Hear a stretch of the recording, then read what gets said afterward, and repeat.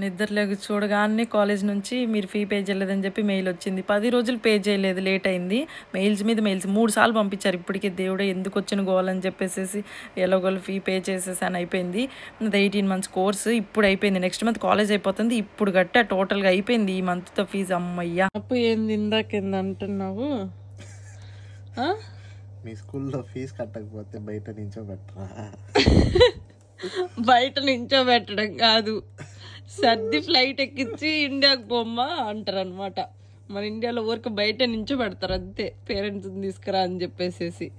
ఇక్కడ చెప్పటాలు ఏముండవు, డైరెక్ట్ ఇంటికే సర్ది బ్యాగ్ అన్ని సర్ది పంపిస్తారు. కట్టు ఫీజు కట్టు, ఈ రోజే లాస్ట్ డేట్.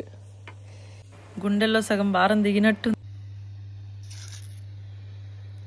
అయ్యా, ఫీజు అంతా అయిపోయింది. స్టూడెంట్స్ అందరి పరిస్థితి